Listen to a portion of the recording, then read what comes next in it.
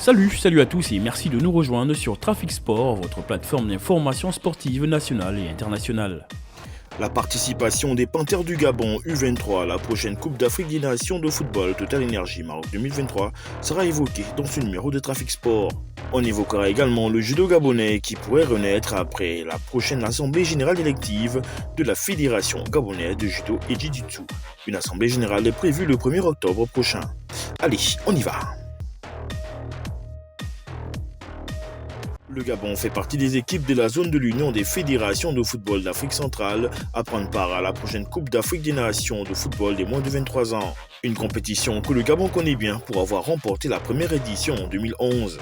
Le tirage au sort des éliminatoires de cette compétition aura lieu le jeudi 18 août 2022 à 13h. 39 associations membres sont engagées dans ces éliminatoires.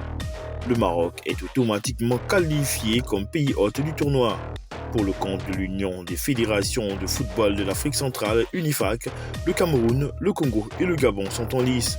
Mais côté Gabon, on est tenté de se poser la question avec quelle équipe le Gabon prendra-t-il part à cette compétition?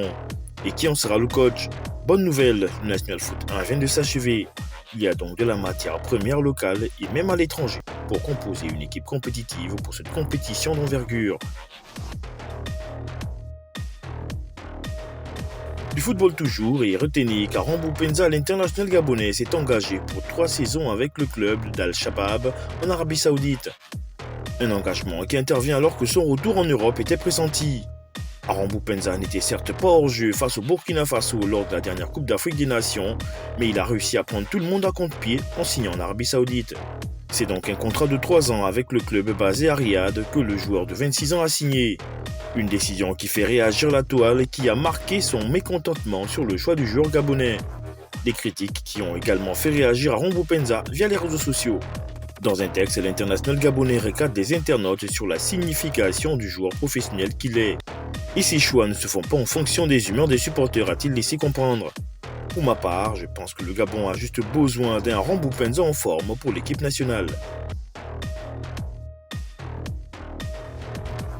Du football toujours, avec la Confédération africaine de football qui a lancé officiellement sa nouvelle compétition, la Super League africaine, à l'occasion de sa 44e Assemblée générale.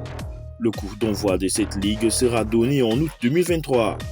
Et selon Patrice Motsepe, le président de la Confédération africaine de football, le tournoi qui réunira 24 équipes sera lancé le 3 juillet 2023 pour un prize money total de 100 millions de dollars. Une partie du financement de la Super League africaine sera utilisée pour allouer 1 million de dollars par an à chacun des 54 pays membres de la CAF, soit un total de 54 millions de dollars par an pour développer le football dans tous les pays africains. La CAF recevra également 50 millions de dollars pour développer le football des jeunes garçons et filles. Employer du personnel de classe mondiale, améliorer et rendre toutes ces autres compétitions attractives et séduisantes pour les spectateurs, les téléspectateurs, les sponsors et les partenaires. Et puis retenez que l'UEFA a dévoilé récemment la liste des 3 finalistes pour le titre de meilleur joueur UEFA de l'année. L'attaquant français du Real Madrid, Karim Benzema, Thibaut Courtois, le gardien de but belge du Real Madrid et Kevin De Bruyne, le belge de Manchester City, seront départagés le 25 août prochain lors du tirage au sort de la phase de groupe de la Ligue des champions européenne pour cette distinction qui récompense le meilleur joueur évoluant sur le continent européen.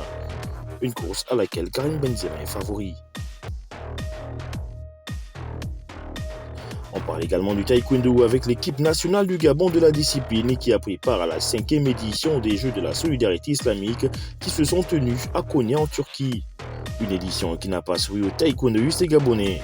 En effet, les athlètes du Gabon que sont l'Hélène Michel Mengue Owa dans la catégorie des plus 73 kg, Moussa Amar Sissé en moins de 74 kg et Nancy Sugendoutoum en moins de 62 kg s'inclinaient. Le Gabon, après sa participation au championnat d'Afrique des Nations à Kigali, au Rwanda, n'a pas tenu son rang. Pourtant, l'heure est à la conquête des points pour les prochains Jeux Olympiques à Paris en France. Une compétition à laquelle le Gabon ne compte pas jouer les derniers rangs. Et puis le comité directeur de la Fédération gabonaise de judo et jiu-jitsu a indiqué aux ligues et aux clubs affiliés via un communiqué que l'Assemblée générale élective aura lieu le 1er octobre 2022. Selon les dispositions de l'article 54 des statuts de cette fédération, les candidatures doivent être déposées au secrétariat général de la fédération au plus tard le 12 septembre prochain. Une élection à l'issue de laquelle les amoureux de cette discipline espèrent un renouveau du judo dans le pays. N'ayons pas peur de le dire, le judo gabonais, à l'instar de plusieurs autres disciplines, est en berne et le bureau fédéral actuel n'a quasiment pas existé tout au long de ce mandat qui s'achève. La Covid-19 sera certainement l'excuse par excellence de cette non-existence. Les Gabonais ont à cœur les performances de Mélanie Ngwang et celles de Sarah Mazouz qui ont porté haut le judo gabonais. Le prochain bureau fédéral a donc du pain sur la planche. Merci d'avoir été des nôtres. On se dit à bientôt pour un autre numéro. Mais n'oubliez surtout pas de vous abonner, de liker et de partager. Ciao ciao.